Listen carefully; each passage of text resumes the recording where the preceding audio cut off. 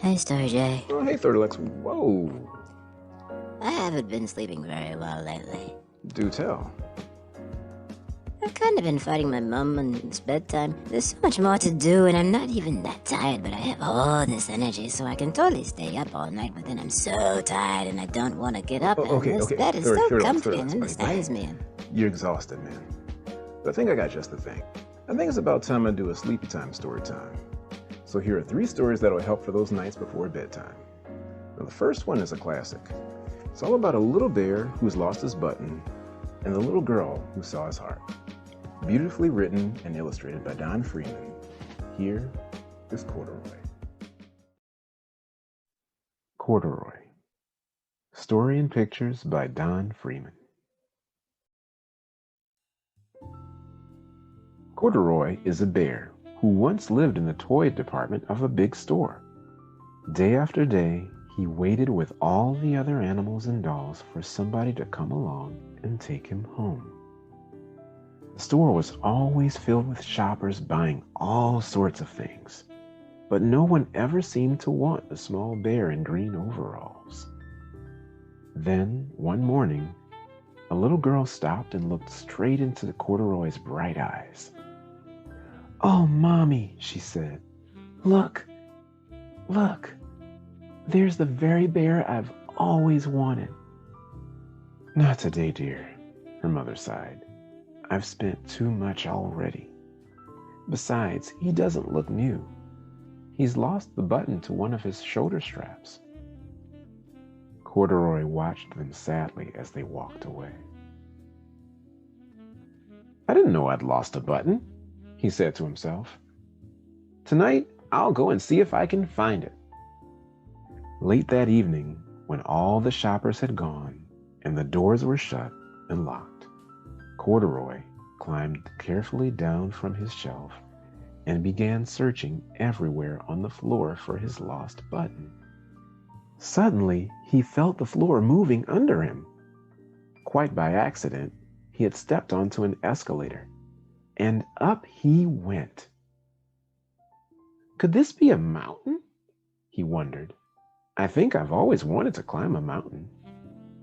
He stepped off the escalator as it reached the next floor, and there, before his eyes, was a most amazing sight. Tables and chairs and lamps and sofas and rows of beds. "This must be a palace," Corduroy gasped. "I guess I've always wanted to live in a palace." He wandered around admiring the furniture. "This must be a bed," he said. "I've always wanted to sleep in a bed." And up he crawled onto a large, thick mattress. All at once he saw something small and round. "Why, here's my button," he cried. And he tried to pick it up. But like all the other buttons on the mattress, it was tied down tight. He yanked and pulled with both paws until, pop! Off came the button, and off the mattress Corduroy toppled. Bang! Into a tall floor lamp. Over it fell with a crash. Corduroy didn't know it, but there was someone else awake in the store. The night watchman was going his rounds on the floor above. When he heard the crash, he came dashing down the escalator. "Now, who in the world did that?" he exclaimed. "Somebody must be hiding around here." He flashed his light under and over sofas and beds until he came to the biggest bed of all. And there he saw 2 fuzzy brown ears sticking up from under the cover. "Hello," he said. "How did you get upstairs?" The watchman tucked Corduroy under his arm and carried him down the escalator and set him on the shelf in the toy department with the other animals and dolls. Corduroy was just waking up when the first customers came into the store in the morning. And there, looking at him with a wide, warm smile, was the same little girl he'd seen only the day before. "I'm Lisa," she said, "and you're going to be my very own bear. Last night I counted what I've saved in my piggy bank, and my mother said I could bring you home." "Shall I put him in a box for you?" the saleslady asked. "Oh, no thank you," Lisa answered, and she carried Corduroy home in her arms. She ran all the way up 4 flights of stairs into her family's apartment and straight into her own room. Corduroy blinked. There was a chair and a chest of drawers, and alongside a girl-sized bed stood a little bed just the right size for him. The room was small, nothing like that enormous palace in the department store. "This must be home," he said. "I know I've always wanted a home." Lisa sat down with Corduroy on her lap and began to sew a button on his overalls. "I like you the way you are," she said, "but you'll be more comfortable with your shoulder strap fastened." "You must be a friend," said Corduroy. "I've always wanted a friend." "Me too," said Lisa, and gave him a big hug. Now, some stories are so beloved that they get told by a new generation. Superman, Charlotte's Web, The Hobbit. Now, one of my favorites from my childhood was turned into a live-action movie. But the way I remember him was from a little show called Pinwheel, and the little bear they introduced me to all the way from London in the black hat, blue coat, and red Wellington boots, from British author Michael Bond and Darkest Peru. Here is a bear called Paddington.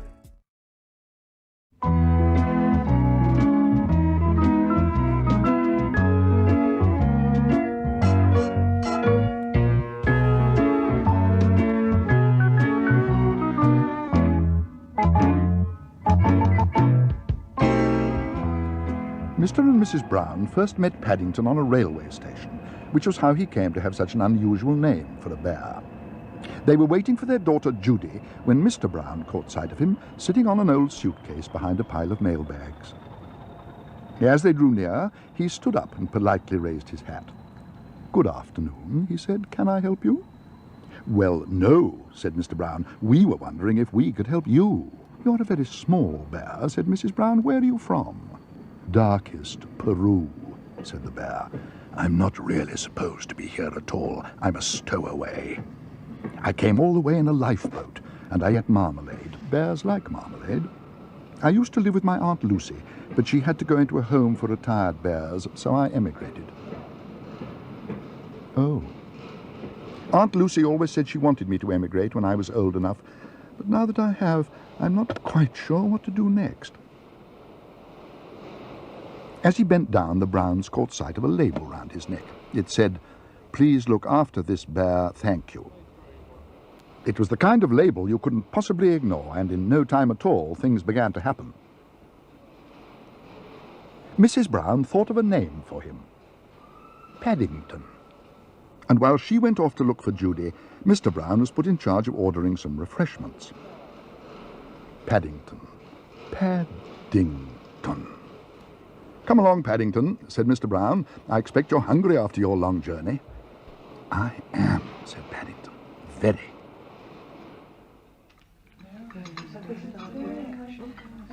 Paddington had never been taken out to tea before, and he was very excited. "I don't suppose there are many bears who've been inside a buffet, Mr. Brown," he exclaimed.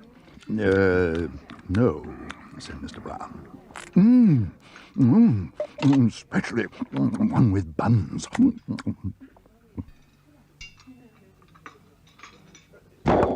"I think perhaps I'd better sit down."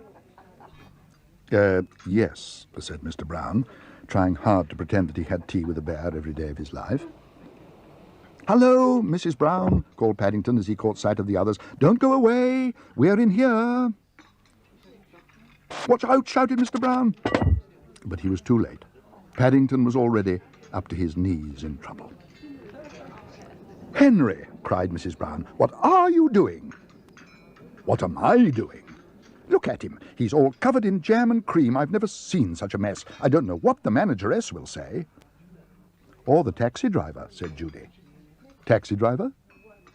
Judy's right, said Mrs. Brown. We can't leave him here, not in his present state. Don't worry, Mrs. Brown, called Paddington. I'll clear up the mess. Bears are good at clearing up messes.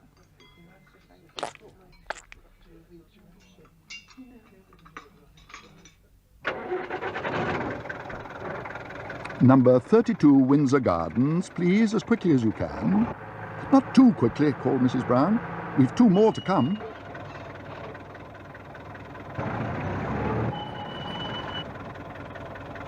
Is that one of them? Asked the driver. He's covered in white stuff. It's only cream, said Judy. I dare say, said the driver. But Bears is 6pence extra. Sticky Bears is 9pence. 9pence extra, exclaimed Paddington hotly. He directed a hard stare at the driver. He seemed to go a funny shade of pink. Gosh, said Judy, how did you learn to do that? My Aunt Lucy taught me, said Paddington. She said it might come in useful one day. Mary, said Mr. Brown, are you sure we're doing the right thing?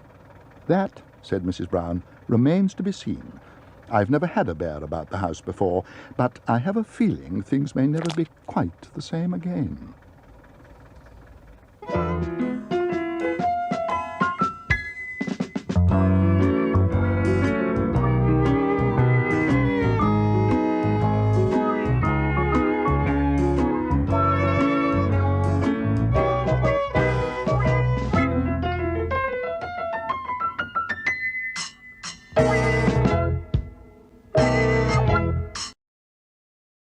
That was pretty good. It reminded me of all those Christmas specials. You're thinking Rudolph the Red-Nosed Reindeer. See, that's called stop motion. That's when they combine... Story J, can I stop you right there? If you're trying to put me to sleep with trivia, it's working, but for the sake of the audience. I'm sorry. No worries. Okay, appreciate it. So, from my last story, I have the #1 go-to for any parent or guardian who needs a good solid story in the form of a simple lullaby. No monsters, no swords, no mysteries, no rush. Just a bunny in bed and a bowl full of mush.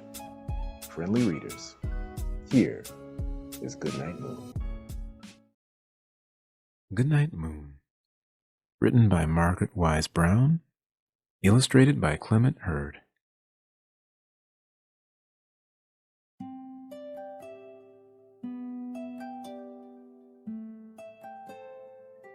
In the great green room, there was a telephone, and a red balloon, and a picture of the cow jumping over the moon, and there were 3 little bears sitting on chairs, and 2 little kittens, and a pair of mittens, and a little toy house, and a young mouse, and a comb and a brush, and a bowl full of mush, and a quiet old lady who was whispering, "Hush."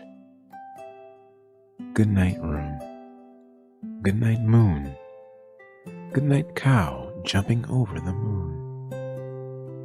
Good night, light and the red balloon. Good night, bears. Good night, chairs. Good night, kittens. And good night, mittens. Good night, clocks. And good night, socks. Good night, little house. And good night, mouse. Good night, comb. And good night, brush. Good night, nobody. And good night, mush. And good night to the old lady whispering, "Hush." Good night, stars. Good night, air. Good night, noises everywhere.